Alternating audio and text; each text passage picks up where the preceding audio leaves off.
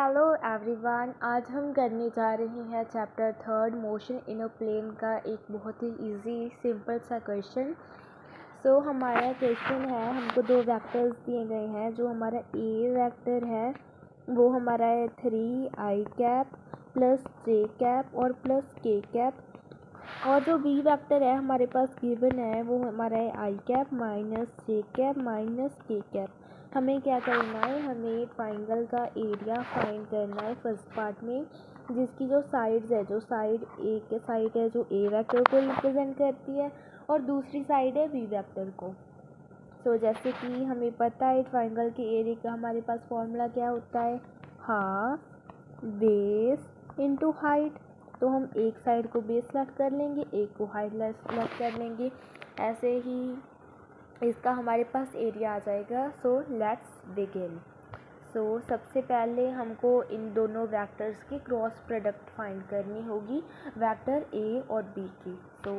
Find करते हैं। हमारे पास आ जाएगा आई कैप जे कैप के कैप, नीचे लिखेंगे 3 1 1 1 -1 और -1। क्रॉस प्रोडक्ट हम डिटर्मिनेंट मेथड से कर रहे हैं, आप दूसरे कोई मेथड से भी कर सकते हैं। हमारे पास यहाँ पर आ जाएगा आंसर, हमारा आ जाएगा आई कैप।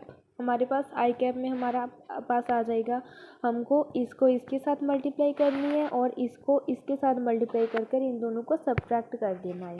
तो कैसे करेंगे, हमको -1 आ जाएगा, माइनस हमारे पास आ जाएगा जे कैप को हम कैसे फाइंड करेंगे, जो हमको 3 है हमको उसको -1 के साथ मल्टीप्लाई कर देंगे और 1 को 1 के साथ मल्टीप्लाई कर इन दोनों को सब्ट्रैक्ट कर देंगे।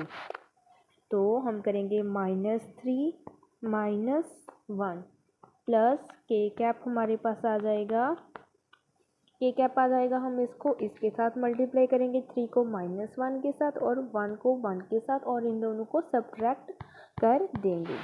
तो हमारे पास आ जाएगा -3 -1।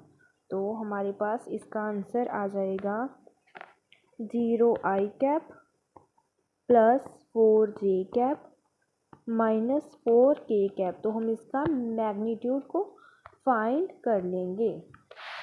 तो इसके मैग्नीट्यूड को फाइंड करेंगे, उसके लिए हमको इसका अंडर रूट और उसका स्क्वायर कर देना होता है, जो हमारे आई और जे और के साथ होता है। तो हमारा आंसर आया था 0 आई कैप, तो 0 का स्क्वायर कर देंगे प्लस 4 का स्क्वायर प्लस -4 का स्क्वायर। तो हमारे पास आंसर आ जाएगा अंडर रूट 32, और अंडर रूट 32 को हम कैसे लिख सकते हैं, 4 अंडर रूट 2।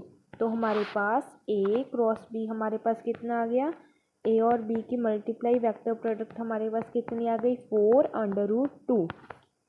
तो अभी हम इसके पार्ट्स को सॉल्व कर सकते हैं। जैसे कि फर्स्ट पार्ट में बोला है हमको ट्राइंगल का एरिया फाइंड करना है।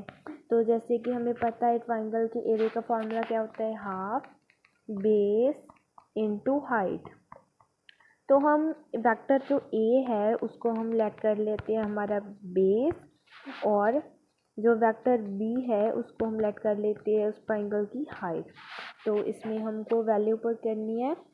तो हमारे पास आ जाएगा हाफ इंटू ए वेक्टर इंटू बी वेक्टर, इन दोनों का हमको मैग्नीट्यूड भी फाइंड कर लिया है। तो हमारे पास मैग्नीट्यूड आ गया था 4 अंडर रूट 2। तो यहाँ वैल्यू पुट करेंगे 4 अंडर रूट 2, हमारे पास हमारा आंसर आ जाएगा 2 अंडर रूट 2 स्क्वायर यूनिट्स। जो हमारा ट्राइंगल का एरिया है वो हमने फाइंड कर लिया है, हमारे ट्राइंगल का एरिया आ चुका है, हमारे ट्राइंगल का एरिया आ गया है 2 अंडर रूट 2 स्क्वायर यूनिट्स। हमारा जो ट्राइंगल का एरिया आ चुका है। तो अभी हमको फाइंड करना है सेकंड पार्ट में, हमको बोला गया है एक हमारे पास पैरेललोग्राम गिवन है, हमको एक पैरेललोग्राम गिवन है और उसकी जो एक साइड है वो ए वेक्टर को रिप्रेजेंट कर रही है और जो दूसरी साइड है वो वी वेक्टर को रिप्रेजेंट कर रही है। तो जैसे कि हमको पता है जो पैरेललोग्राम होता है उसके जो एरिया होता है उसका फॉर्मूला क्या होता है हमारे पास, बेस इंटू हाइट। तो अभी इसका मैग्नीट्यूड हमको पहले ही फाइंड कर लिया था, हमारे पास कितना आ गया था 4√2। अगर हम a और b को मल्टीप्लाई करें तो हमारे पास 4√2 आ जाएगा और यही हमारा जो पैरेललोग्राम का एरिया आ जाएगा 4√2 स्क्वायर यूनिट्स। अभी हम थर्ड पार्ट की तरफ चलते हैं। थर्ड पार्ट में हमको कहा गया है हमारे पास एक पैरेललोग्राम है जिसके जो दो डायगोनल्स होते हैं पैरेललोग्राम के, और एक डायगोनल है वो ए वेक्टर को रिप्रेजेंट कर रहा है और दूसरा डायगोनल हमारा बी वेक्टर को रिप्रेजेंट कर रहा है।